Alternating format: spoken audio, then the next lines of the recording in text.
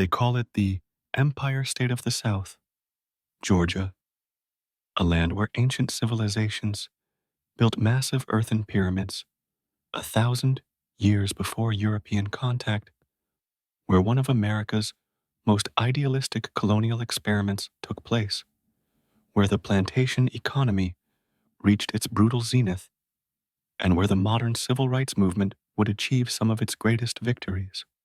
From the sophisticated societies that flourished along the Chattahoochee River to the streets of Atlanta, where Martin Luther King Jr. preached transformation, Georgia's story is, in many ways, the story of the American South itself, with all its complexity, contradiction, and continuous evolution.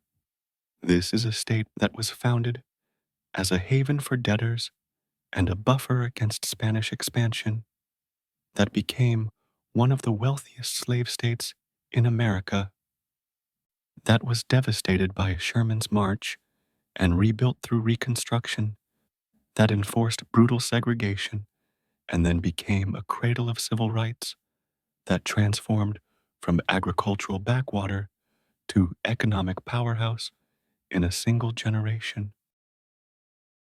Long before Georgia was Georgia, long before European ships appeared on the Atlantic horizon, this land was home to sophisticated civilizations that would leave their mark quite literally on the landscape itself.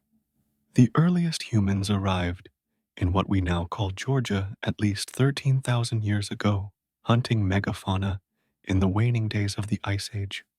But it's the Mississippian culture, flourishing from roughly 800 CE to 1600 CE, that built Georgia's most impressive ancient monuments. At Ocmulgee, near modern-day Macon, you can still see massive earthen mounds rising from the landscape, the remnants of a thriving city that may have housed several thousand people. The Great Temple Mound, built entirely by human labor without beasts of burden or wheeled vehicles, rises 55 feet high and covers several acres at its base. These weren't primitive structures. They were carefully planned ceremonial and administrative centers of a complex society. The first European to extensively explore Georgia was Hernando de Soto in 1540. Fresh from helping conquer the Inca Empire in Peru, de Soto led an expedition of 100 men through the southeast, searching for gold and glory. What he found instead was sophisticated native societies, difficult terrain, and deadly resistance. De Soto's expedition was catastrophically brutal. His men enslaved native people, stole food supplies, and introduced devastating diseases. The expedition wandered through Georgia and neighboring regions for years, but found no cities of gold, no easy conquests. De Soto himself died on the banks of the Mississippi River in 1542, and the survivors limped back to Mexico, having achieved nothing but destruction. The Mississippian peoples weren't a single tribe, but a cultural complex that stretched across the southeast. They grew corn, beans, and squash in carefully managed fields. They traded across vast networks, shells from the Gulf Coast, copper from the Great Lakes, mica from the Appalachians. They had social hierarchies, specialized crafts, and religious practices centered on the mounds that dominated their cities. By the time Europeans arrived, this Mississippian world was already transforming. Diseases may have spread ahead of direct contact. Climate changes affected agriculture. Political structures shifted. The descendants of these mound builders, peoples like the Creek, Cherokee, Hitchiti, Oconee, and others, would be the ones to first encounter Spanish conquistadors in the 1500s. These weren't the vanishing Indians of romantic mythology. They were adaptable, politically sophisticated nations who would play European powers against each other, selectively adopt European technologies and practices, and fight fiercely to maintain their lands and autonomy. The Cherokee, particularly, would develop their own written language, adopt constitutional government, publish newspapers, and build prosperous farms, only to face removal anyway when their land became too valuable to whites. In 42, King George II granted a charter to establish Georgia, the last of the 13 colonies and the only one created in the 18th century. But Georgia wasn't founded primarily for profit like Virginia or religious freedom like Massachusetts.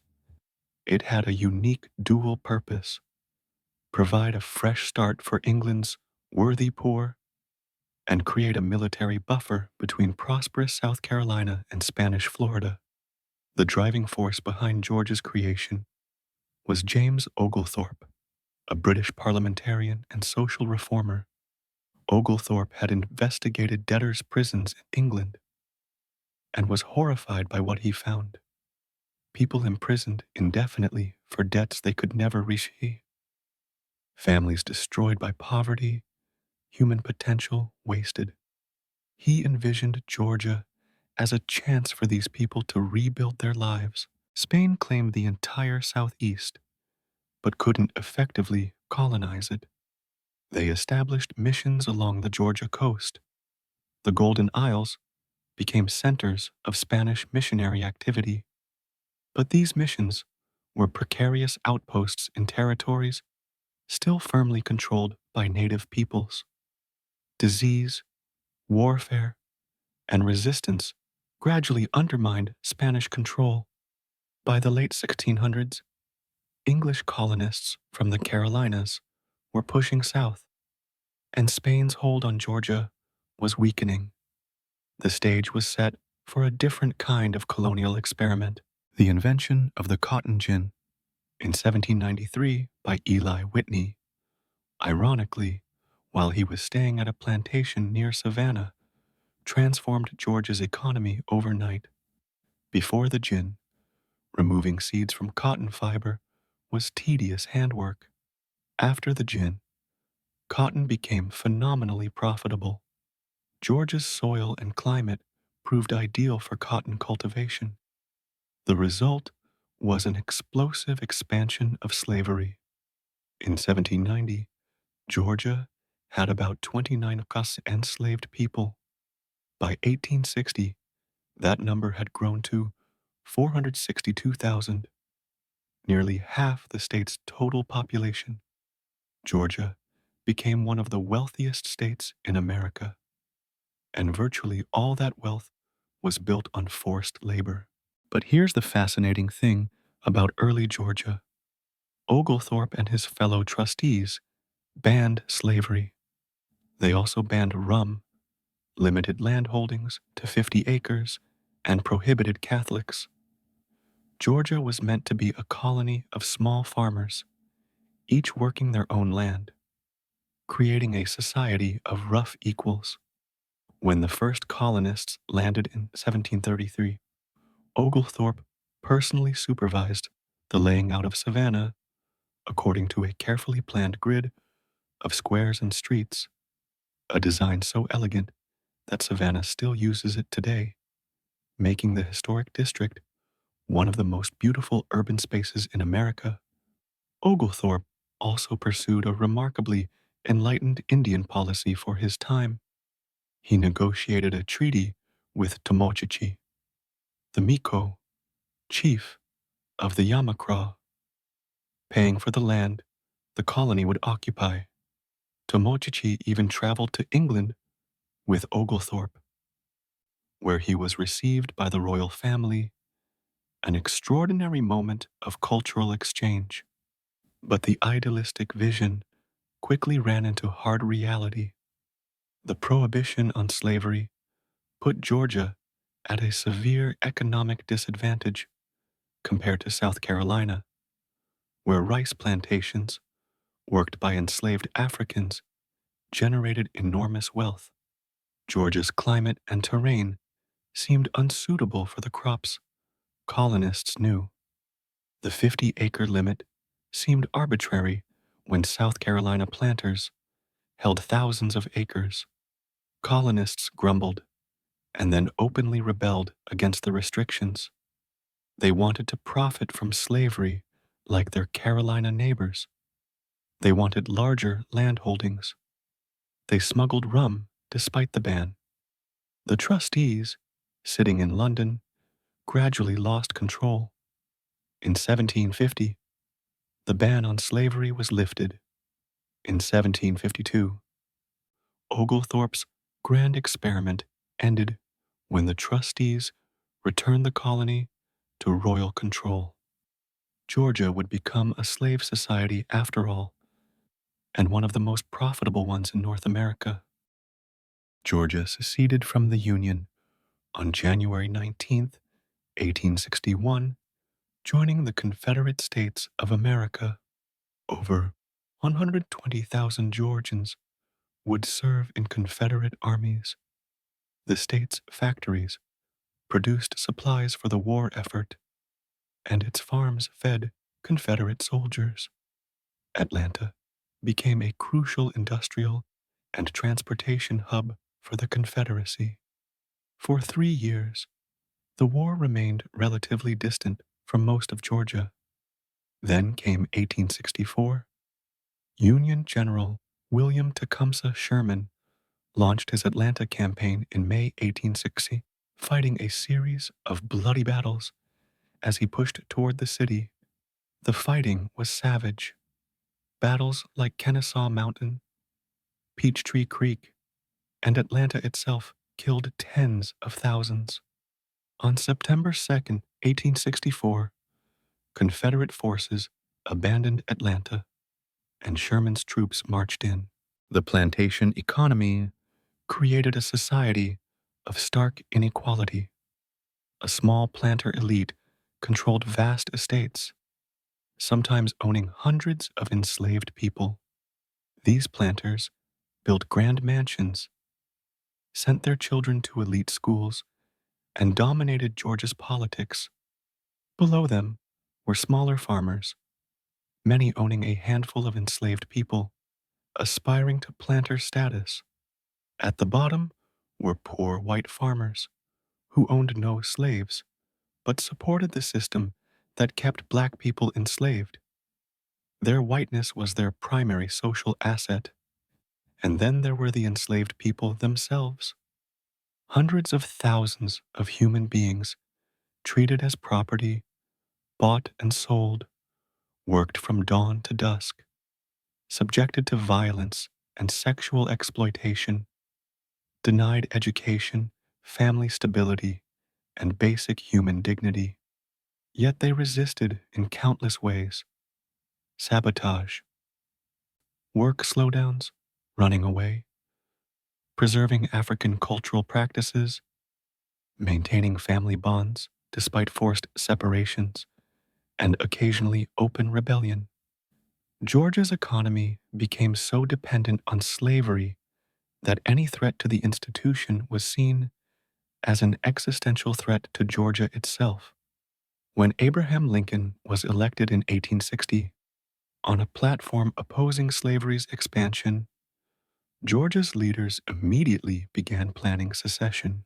In the immediate aftermath of the war during radical Reconstruction, Georgia saw extraordinary changes.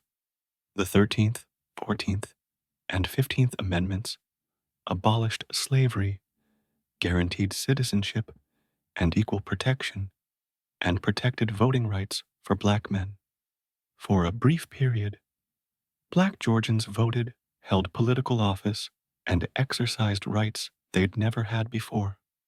In 1868, 37 black delegates attended Georgia's Constitutional Convention.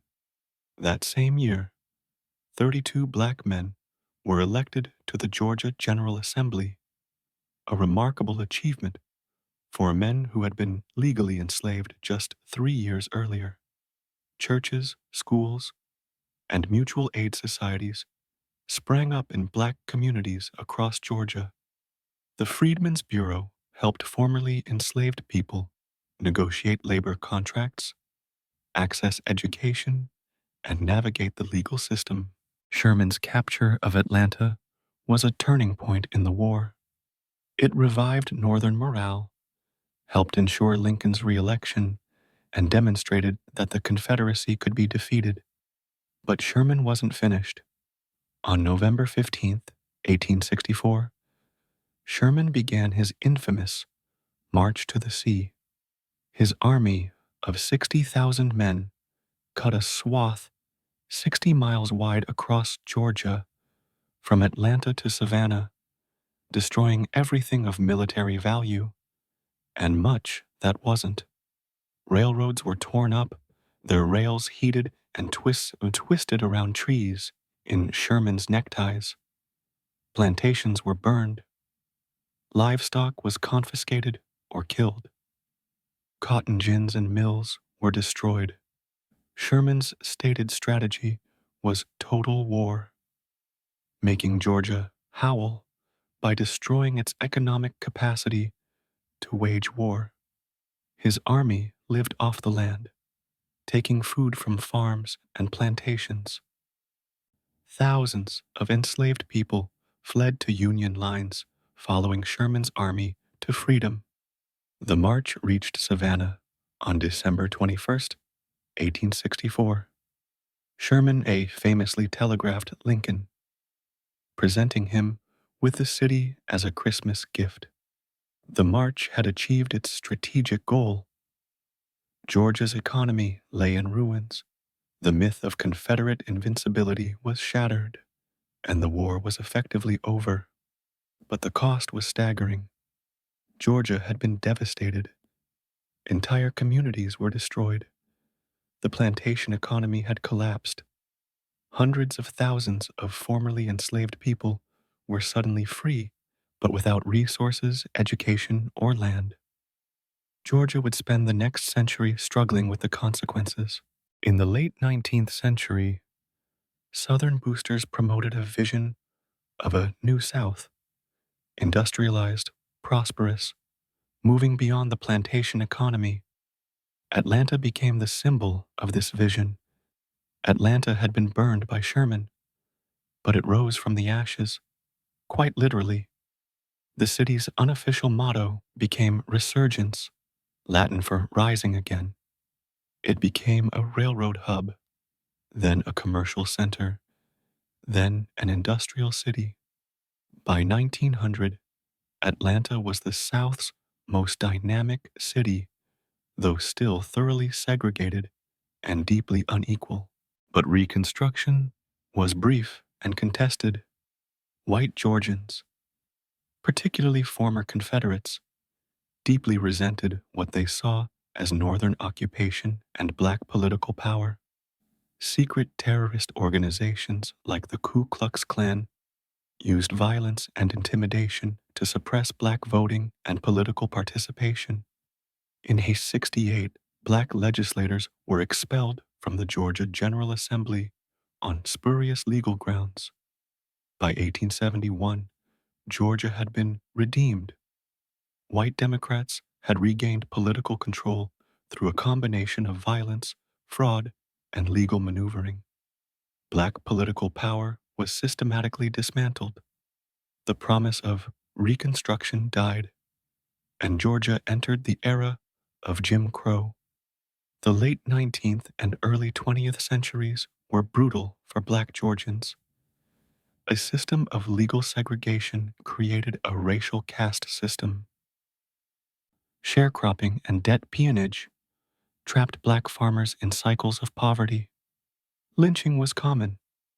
Georgia had one of the highest lynching rates in the South. The convict lease system essentially recreated slavery under a different name, as black men were arrested on trivial charges and leased to plantations, mines, and construction projects. Yet black Georgians built thriving communities despite this oppression. Atlanta's Auburn Avenue became known as Sweet Auburn, one of the most prosperous black business districts in America. Black colleges like Morehouse, Spelman, and Clark Atlanta educated generations of leaders. Black churches became centers of community life and resistance. Martin Luther King Jr. was born in Atlanta in 1929, grew up on Auburn Avenue, attended Morehouse College, and was ordained at Ebenezer Baptist Church. Though he would become famous for his work in Montgomery and beyond, his Georgia roots shaped his vision and strategy. Atlanta became a crucial center of the civil rights movement. The city's black colleges produced many movement leaders. The Southern Christian Leadership Conference, co-founded by King, had its headquarters in Atlanta. The Student Nonviolent Coordinating Committee, which would become one of the movement's most radical wings, was founded at Shaw University, but had deep Atlanta connections through students at Morehouse, Spelman, and Clark. The early 20th century brought continued economic diversification. Coca-Cola, founded in Atlanta in 1886, became a global brand. Cotton remained important, but textile mills, manufacturing, and services grew. Georgia's economy was modernizing, even as its racial politics remained locked in the 19th century. World War I and World War II accelerated change. Military bases brought federal money and jobs. The wars exposed black soldiers to a world beyond Jim Crow. The Great Migration saw hundreds of thousands of black Southerners leave Georgia for opportunities in northern and western cities. A massive demographic shift that weakened the South's racial control system. By the 1940s and 1950s, the contradictions of Southern society were becoming unsustainable. Georgia was modernizing economically, but maintaining a racial system that increasingly embarrassed it on the national and international stage. Change was coming. Beginning in the 90s and accelerating in the following decades, Georgia experienced explosive growth.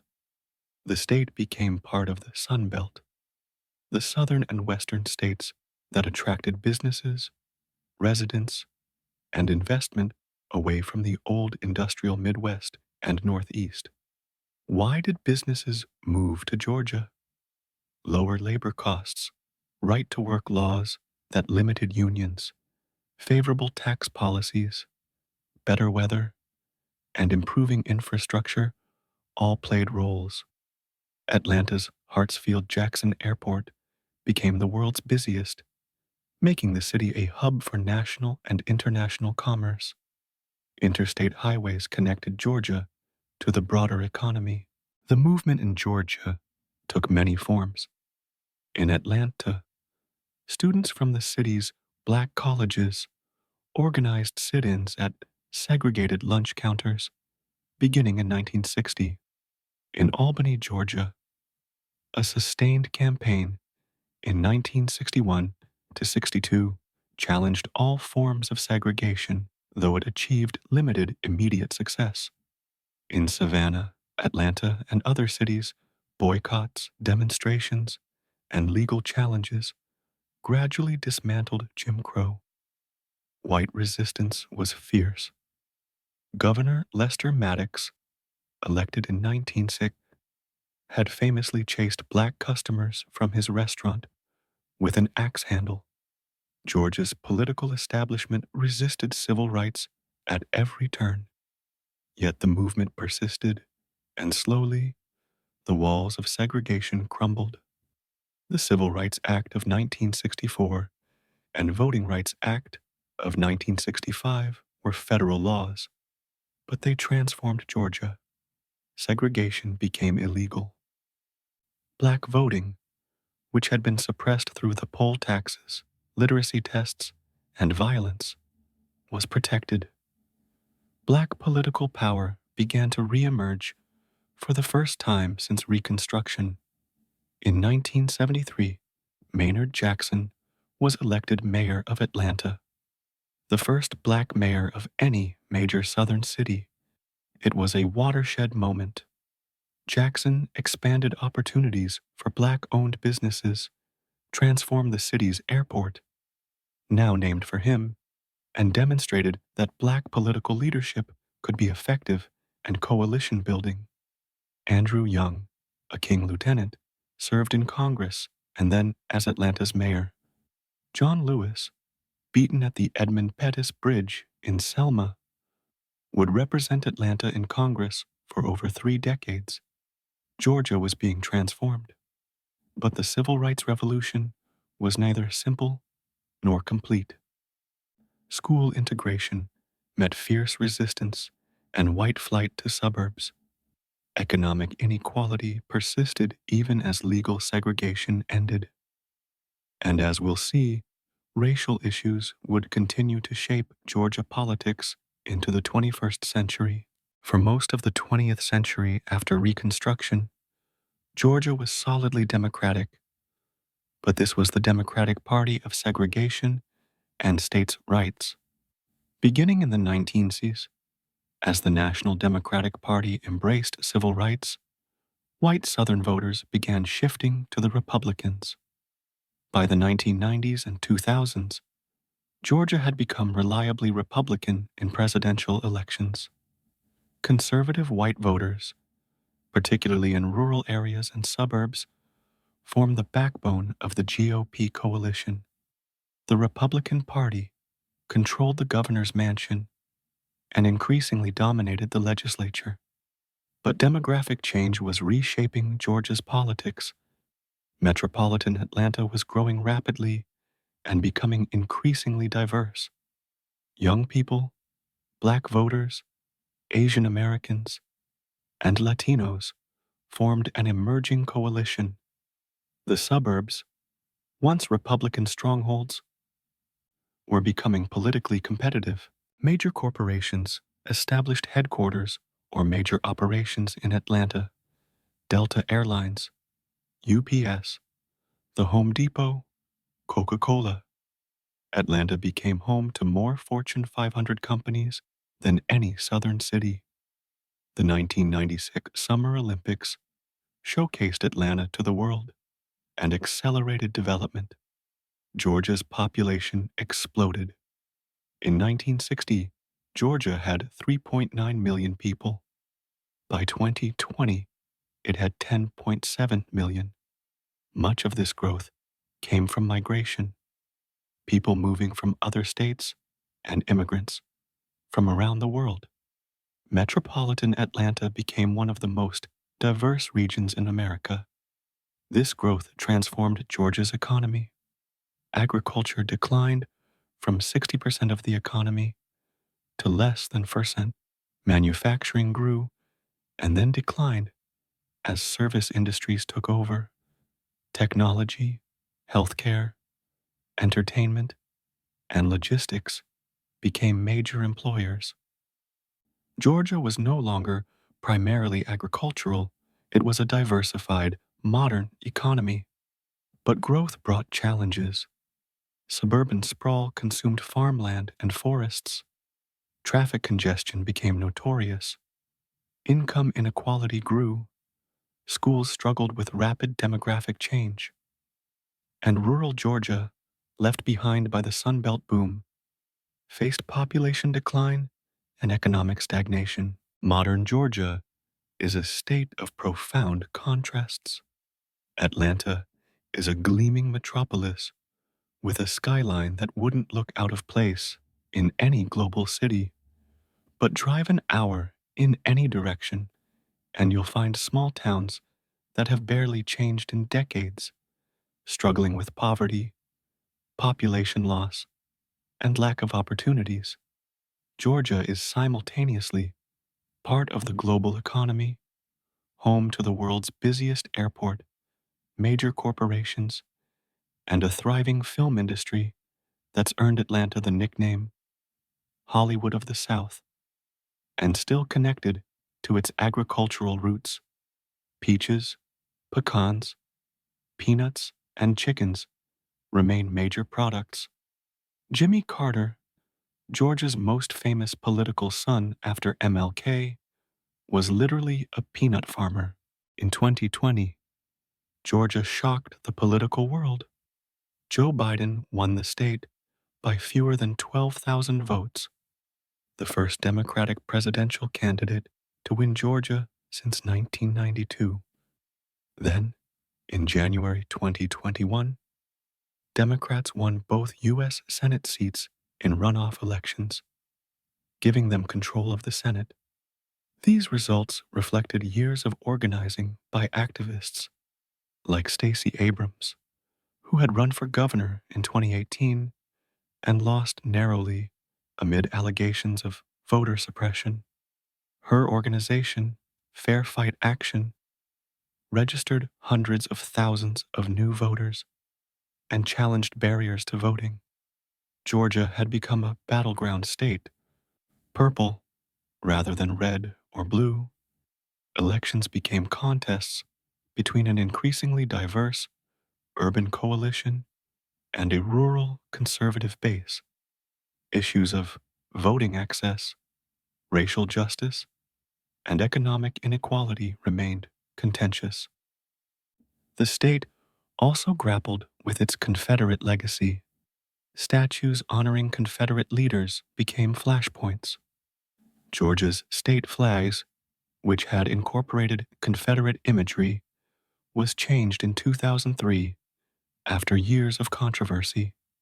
Debates over how to remember and teach history continued, from the mound builders of Ocmulgee to the skyscrapers of modern Atlanta, from Oglethorpe's idealistic experiment to the harsh realities of slavery and Jim Crow, from Martin Luther King's dream to contemporary battles over voting rights and racial justice. Georgia's history encompasses some of America's highest aspirations and worst atrocities. The nickname Empire State of the South reflects Georgia's economic power and regional influence. But empire has another meaning: a state built through conquest, domination, and the forced labor of enslaved people. Modern Georgia still wrestles with this dual legacy. The state's population is remarkably diverse. No racial or ethnic group constitutes a majority. Black Georgians make up about 33% of the population, white Georgians about 52%, and declining. Hispanic Latino Georgians about 10%, and growing, and Asian Georgians about 5%, also growing. This diversity, particularly in metropolitan Atlanta, makes Georgia a microcosm of America's demographic future. Culturally, Georgia punches above its weight. From Ray Charles and Little Richard to Outkast and Migos, Georgia has shaped American music. From Gone with the Wind to The Walking Dead, Georgia has been the setting and filming location for countless movies and TV shows. Georgia writers like Flannery O'Connor and Alice Walker have won Pulitzer Prizes, yet challenges remain. Georgia ranks poorly in many social indicators: education funding, healthcare access, infant mortality. Income inequality is high. Rural areas struggle while urban areas boom. The legacy of slavery and segregation still shapes patterns of wealth, education, and opportunity. What makes Georgia's story compelling is how it keeps reinventing itself.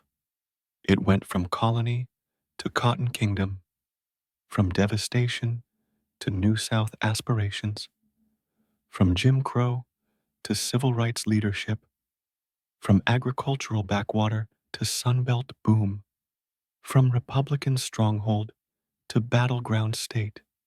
Each transformation built on what came before while breaking in new directions. Georgia today stands at another crossroads. Will it continue becoming more diverse, urban and progressive?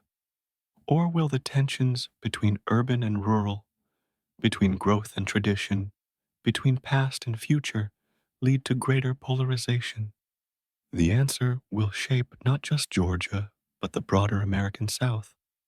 In many ways, Georgia's history is a compressed version of American history itself. Indigenous civilizations, European colonization, slavery and emancipation, civil rights and continuing struggle, immigration and diversity, economic transformation and persistent inequality. Understanding Georgia helps us understand America. As the state motto says, wisdom, justice, moderation. These remain aspirations rather than complete achievements, goals Georgia continues pursuing imperfectly and contentiously as it writes the next chapter of its long and complex story.